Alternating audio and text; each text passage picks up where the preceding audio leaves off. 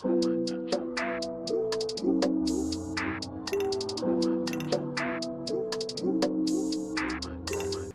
what's going on, y'all? First off, I want to apologize for not uploading on Friday. I was busy with a lot of things. I got sick. I'm still sort of sick. Hope it doesn't affect too much in this video. Lifetime recently released a document or a docu-series, whichever it is, called Surviving R. Kelly, where people who were assaulted by R. Kelly talked about their experiences, different psychologists and people, everything. It goes in really deep. If you want to watch it, then go to Lifetime.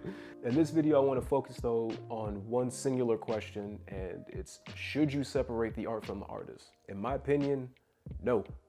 I don't think you should. I think that when you like a piece of art, and I'm talking music, but this can go for really any field of creativity, when someone makes a song that you enjoy, I feel like you don't just enjoy it because it sounds good. I feel like you enjoy it because the person who made it had the emotional intelligence to create something that didn't exist before. Someone had the idea to say, I want to work on this subject, this song, this idea, and I'm gonna make it perfect. I'm gonna make it the way I want to make it. It's pretty deep. It's not just a song. It's not just, oh, this one little thing. It's like, nah.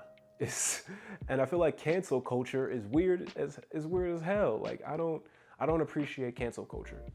I do think that canceling is fine. If you don't want to listen to a certain artist, then okay, don't listen to him. If you want to have a reason why you don't like a certain artist, then okay. I'm not mad at the idea that people want to talk. And I'm not mad when someone wants to listen to an artist that has done things, because maybe they have different reasons. Maybe the song holds a certain place for him. It's one thing like with Gucci Mane. Gucci Mane was inside his house chilling with a girl. He got set up to get killed and he killed the other two guys. I feel for the two dudes, maybe it was three, I'm not sure, it's a crazy story, but I feel for the people that got killed, but Gucci was defending himself. Gucci was protecting himself and his home from people that wanted him dead. That's one thing. It's another thing when you have like a grown R. Kelly talking to underage girls. I couldn't listen to R. Kelly after hearing that. I always knew R. Kelly did that stuff. I never listened to R. Kelly growing up. Maybe it's a nostalgia factor. I didn't hear the Ignition remix until I was in high school. That is a fact. I don't know if it was because my parents knew it and they didn't like R. Kelly and they didn't play him in our house. I didn't know if it was just purely circumstantial, but I didn't grow up with him, so I just see him as an R&B singer. In fact, I just see him as a person. If R. Kelly wasn't just R&B singer, if R. Kelly was just a person, just a dude down the street, and you heard all this stuff about him, would you feel the exact same way? That's the question I feel like people need to answer before they come back at what, them girls, people who victim blame disgust me. Back to the point, in my opinion, I can't separate the art from the artist. I feel like you shouldn't be able to. I feel like they're both the same thing. That an artist identifies with their art, so why shouldn't you identify them the same way? There are a lot of artists I don't listen to now because of stuff that's come out. I don't even listen to Kanye. My Beautiful Dark Twisted Fantasy, I think, is a masterpiece of contemporary hip hop, but I don't listen to it anymore because I can't feel right about it. Not about recent stuff, about things he said before. The comments he made to Tyga about Kylie Jenner, about getting it in when they're early, like that made me feel a certain way. The way Kanye would treat black women, the way he talked about Amber Rose when he got with Kim Kardashian, that stuff made me think, hold up, dude. I stopped listening to Drake recently. That's something I made the conscious decision to do. I don't even listen to that much Drake. I can't handle the fact that a dude that he considers his best friend is an actual human trafficker. Baka Not Nice, look that dude up. That's Drake's mans, and he is a human trafficker. And Drake knew, and he still was like, yep, he's my homie. The fact that that recent video came out of him touching and kissing on underage girls on stage, I'm not with that either. I'm not listening to him anymore. People who make cancel culture, people who make canceling artists, even though I don't like that that's a verb, canceling, stupid. I don't like the fact that there's ego to it.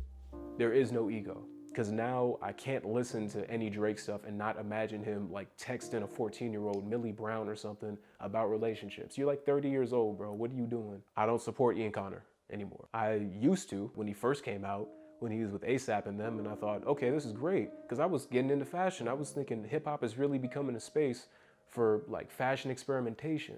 There's a lot of amazing untapped talent that can be had in this space, but When multiple women from different places say that you did the same thing to them and they have no way of connecting or talking to each other, and the one way you choose to defend yourself in all of this is to get flown out by Kanye to go to Japan, I gotta think something's up with you. I'm not with that. There's a lot of people I can't support.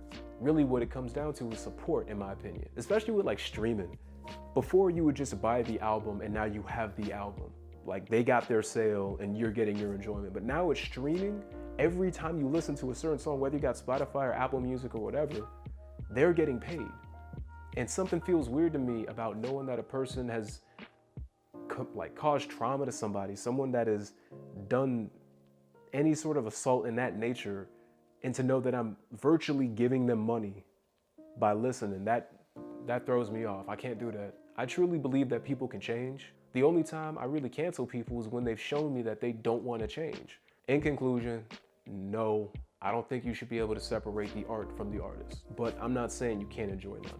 If this song really has an amazing place in your heart and you listen to it every day and some news came out one day about the artist who made it, I'm not telling you that can't be your favorite song anymore. Of course it can be your favorite song, but acknowledge the fact that every time you listen to it, you are supporting them. And wonder if yourself, is that something you really need to do? It's not the fact that it needs to be a witch hunt. It comes down to actually you as a person. That's what I think. People have been assaulting each other and violating each other and committing heinous acts on each other since the dawn of time. I don't see anybody as special. If you want to get better, you got to do better. I feel like the number one way to make any sort of space or society or community better is if people started caring about things that don't directly affect them instead of being self-serving. I think that it's bigger than just, oh, I want to enjoy something. It just seems corny to me. That seems corny. All right.